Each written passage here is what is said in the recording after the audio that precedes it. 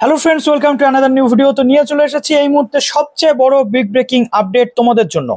Already আমি share করে দিচ্ছি যে সুপ্রিম কোর্টে এসএসসি গেজেট নিয়ে কিন্তু মামলা অলরেডি চলে গেছে, চ্যালেঞ্জ মামলা কিন্তু চলে গেছে এবং সেই মামলার শুনানি আগামী সপ্তাহে হওয়ার সম্ভাবনা রয়েছে। ডেটটা এলেই আমি তোমাদেরকে জানিয়ে দেবো। এরই মধ্যে চলে এসছে আরও একটি বিগ ব্রেকিং আপডেট, যেটা স্কুল সার্ভিস কমিশনের রিজনাল যে সমস্ত স্কুল সার্ভিস কমিশন অফিসগুলো রয়েছে সেখান থেকে স্কুলে স্কুলে কিন্তু পরীক্ষার ডেট নিয়ে একটা চিঠি পাবলিশ হয়ে গেছে।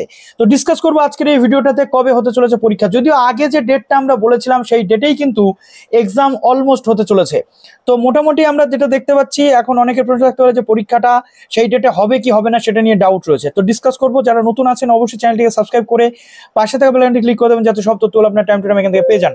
এখানে যেটা ভাইরাল আজকে পুরো সোশ্যাল মিডিয়া জুড়ে, West Bengal regional school service কমিশনের যে ইস্টার্ন রিজিয়ন, প্রথমত হচ্ছে স্কুল সার্ভিস কমিশনের যে আঞ্চলিক অফিসগুলো থাকে, যে আঞ্চলিক অফিসগুলো যেটা হচ্ছে সাধনপুর, পূর্ব বর্ধমান, সেখান থেকে এই নোটিশটা কিন্তু পাবলিশ হয়েছে এবং এক্সামিনেশন আর্জেন্ট বলে দিয়ে দেওয়া হয়েছে।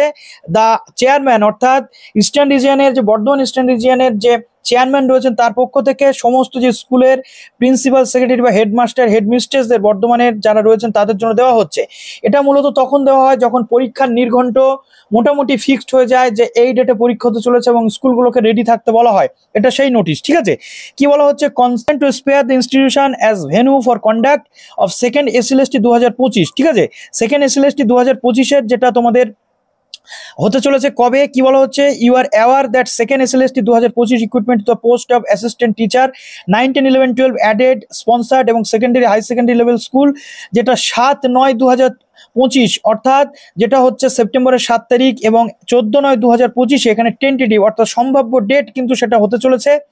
সম্ভাব্য কেন? তার কারণ ফাইনাল ডেট কিন্তু এখনো আসেনি, টেন্টেটিভ সেজন্য দেওয়া হয়েছে। যদিও সুপ্রিম কোর্টের কেস চলছে, সমস্ত কেস বা অন্যান্য যে বিষয় সেগুলো সুপ্রিম কোর্ট যদি ইন্টারফেয়ার করে হাইকোর্টের রায়ের ওপর, তাহলে কিন্তু আমরা যদি দেখবো এই ডেটটা কিন্তু এক্সটেন্ড হতে পারে, কেস যত ডিলে হবে তত।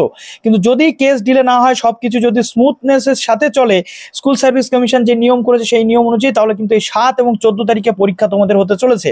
ওকে, তো দেখো, I am informed you that the commission is going to conduct second SLST level selection test 2025। তো এখানে মোটামুটি যেটা তোমাদের বলা হচ্ছে, রুলস থেকে শুরু করে, যে রুলস ফ্রেম থেকে শুরু করে সেই অনুযায়ী, তো এখানে টেন্টেটিভ ডেট যেটা 7 তারিখে তোমাদের 9, 10-এর যে পরীক্ষা সেটা, এবং 14 তারিখে তোমাদের কিন্তু 11, 12-এর যে পরীক্ষা সেটা কিন্তু হতে চলেছে এই মুহূর্তে আপাতত যে আপডেট রয়েছে সেই আপডেট অনুযায়ী।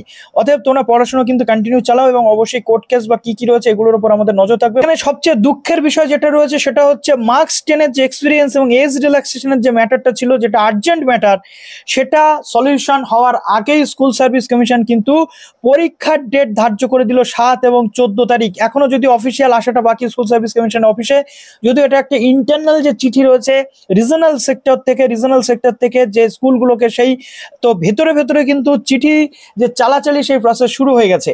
কিন্তু যেটা নতুনদের জন্য চিন্তার বিষয়, নতুনদের জন্য সবচেয়ে সমস্যার বিষয়, যে একাডেমিক্সের মধ্যেও কিন্তু এই 10 নম্বর টিচিং এক্সপিরিয়েন্স অ্যাড হয়েছে। অতএব এই জায়গাতে কারা চাকরির পাওয়ার ক্ষেত্রে সবচেয়ে বেশি এগিয়ে থাকবে সেটা নিয়ে প্রশ্ন উঠছে। যদিও এখন আগামী দিনে সুপ্রিম কোর্ট বা হাইকোর্টের যে বাদবাকি যে প্রসেসগুলো সেগুলো আমাদের দেখতে হবে। তো চলো ভিডিওটা এখানে শেষ করলাম। ভালো থেকো সবাই, বেস্ট অফ লাক, প্রচুর শেয়ার করো ভিডিওটা।